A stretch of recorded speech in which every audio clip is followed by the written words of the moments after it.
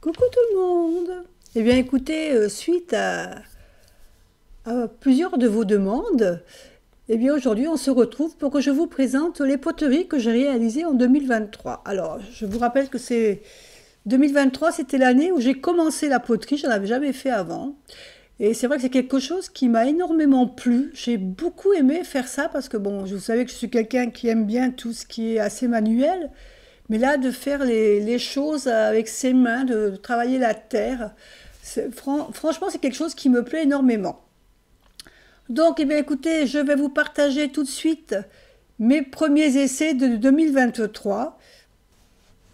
Eh bien, écoutez, on commence tout de suite la présentation et en même temps, je vais vous commenter les photos que vous allez voir. Donc, la première, pour le premier objet que j'ai fait, il y aurait un peu plus de description euh, parce que c'était le premier, donc j'ai fait beaucoup plus de photos, mais vous verrez qu'au fur et à mesure, eh bien après des photos, j'en fais de moins en moins parce que j'oublie.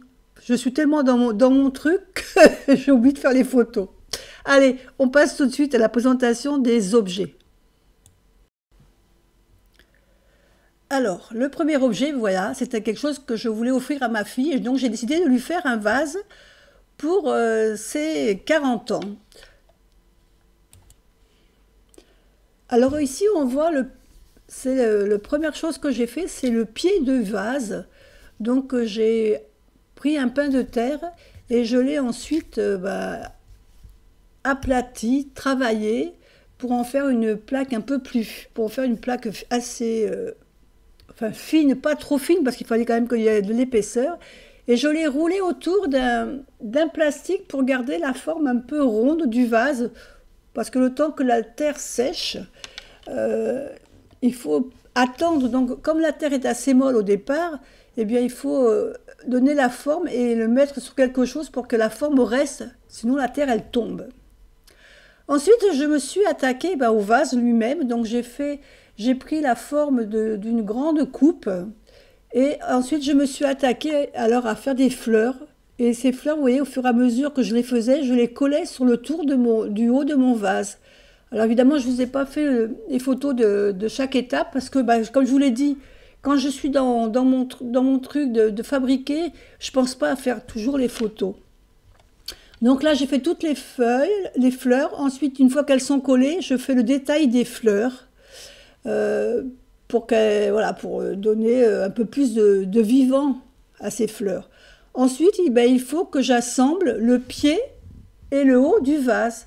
Donc là, j'ai assemblé le pied et le haut et il faut ensuite lisser entre le pied et le haut du vase. Il faut reprendre le lissage pour que qu'on ne se voie pas ensuite, qu'on ne voie pas de démarcation en fin de compte. Et puis ensuite, eh bien, il a fallu que je m'attaque parce que j'avais un modèle, hein, je n'ai pas fait ça comme ça de tête, j'avais un modèle sous les yeux, c'était un modèle que j'avais vu sur Pinterest. Et donc, je voulais faire un visage de femme. Donc, je me suis attachée à fabriquer donc un nez, une bouche, pour que le vase commence à ressembler un peu à quelque chose. Donc, bien sûr, là, comme c'était mon premier, j'ai eu des conseils de la personne qui anime l'atelier poterie, qui m'a conseillé comment faire ceci, comment faire cela. J'ai eu une aide quand même. C'est moi qui l'ai fait, mais j'ai eu des conseils qui m'ont été donnés par, par notre prof de la poterie. Et puis voilà le résultat, quand je l'ai offert à ma fille avec les fleurs qu'on lui avait offert. Donc elle l'a mis à sa maison et elle m'a envoyé la photo comme ça avec les fleurs. Je trouve que ça a un rendu assez sympa. Pour le deuxième objet à offrir, eh bien, écoutez, j'ai fait un ange protecteur pour mon autre fille qui emménageait dans sa nouvelle maison. Donc je voulais avoir quelque chose assez de symbolique euh, à offrir et quelque chose qui, voilà, pour moi, était quelque chose d'un peu de protection. Donc j'ai commencé à faire mon ébauche ici de mon ange. Et au départ, je voulais faire, comme vous le voyez au bas, au niveau des pieds, je voulais faire quelque chose dans le sens où elle aurait pu inclure une bougie. Vous savez, les petites bougies pour les chauffe-plats. Donc j'avais l'intention qu'elle puisse mettre une petite bougie devant, devant cet ange. Et puis en réfléchissant, et plus je le regardais, je trouvais que ça faisait gros, ça rendait lourd l'objet. Donc du coup, j'ai décidé de zapper la bougie. Et donc voilà, là, j'ai enlevé carrément le pied de la bougie pour, voilà, parce que je trouvais que ça alourdissait trop cet ange. Donc là, j'ai commencé à façonner un petit peu le corps, la tête, les épaules. Voilà, on travaille un petit peu, voilà, sur l'objet. Et bien ensuite, je me suis attelée à lui faire les ailes, la poitrine un petit peu.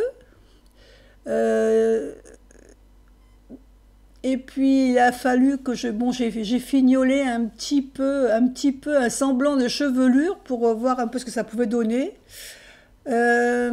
Ensuite, eh bien écoutez, ensuite il a fallu que je me mette un petit peu le bas de la robe parce que ça faisait trop plat. Donc j'ai formé déjà un petit peu des plis dans sa robe et j'ai voulu mettre un petit peu de matière au bas de cette robe parce que je trouvais que ça manquait un peu de finition. Donc j'ai mis un peu de matière au bas de la robe.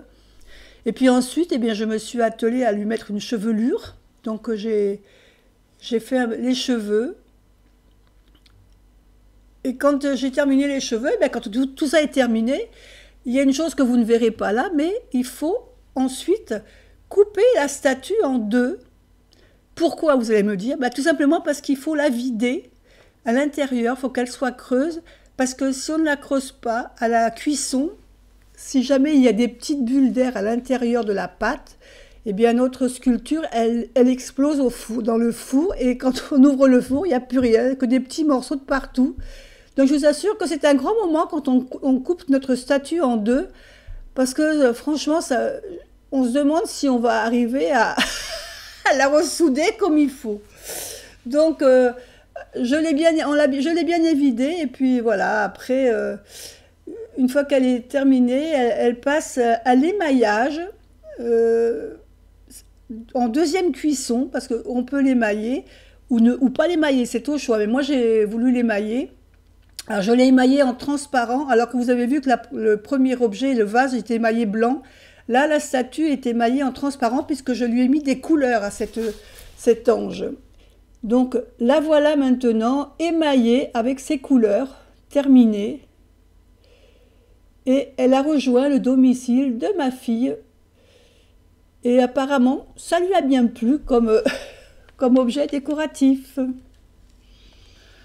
On passe maintenant au troisième objet, ce sont des photophores. J'avais demandé à mes filles ce qu'elles voulaient pour Noël, pour leur faire, comme on se fait chaque année un calendrier de l'Avent, toutes les trois, eh bien je leur ai demandé ce qu'elles voulaient en poterie comme, pour mettre dans leur calendrier de l'Avent, et elles m'ont demandé chacune un photophore. Alors vous allez voir que chacune a demandé un photophore différent.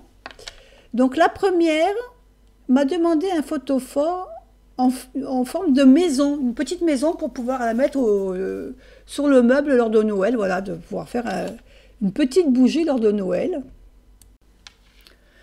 Donc voilà la petite maison. Là, vous n'aurez pas des photos aussi détaillées que pour le vase.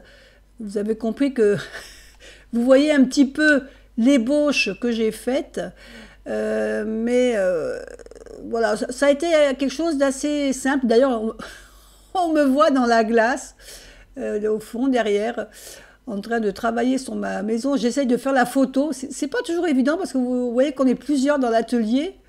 Donc, c'est pas toujours facile de faire des photos. C'est un peu le bazar, en fin de compte, dans l'atelier.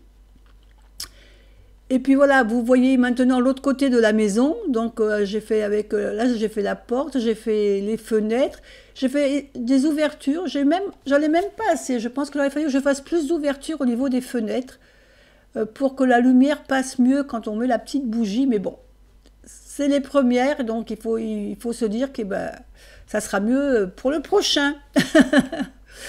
Donc, et puis ensuite, après, je trouvais que c'était un peu vide à l'avant de la maison, donc j'ai décidé de rajouter un petit peu une sorte d'arbre, bon, d'arbre sans feuilles, que des branches, parce qu'évidemment, on est en hiver, donc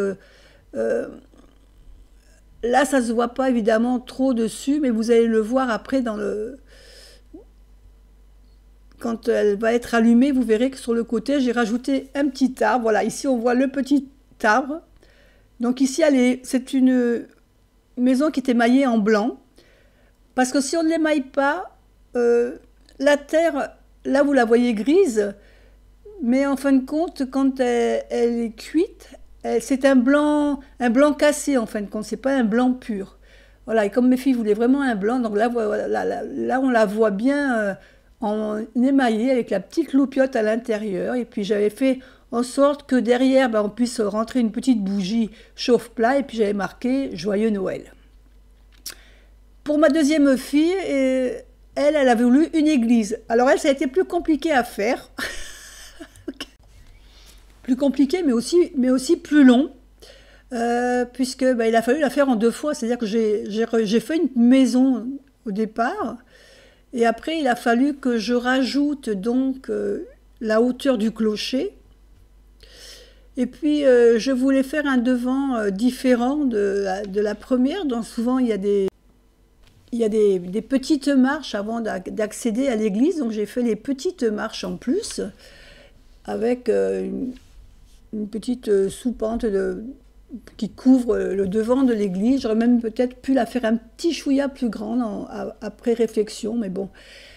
Ensuite, j'ai mis la croix en haut du clocher et j'ai fait une cloche dans le haut du toit de l'église.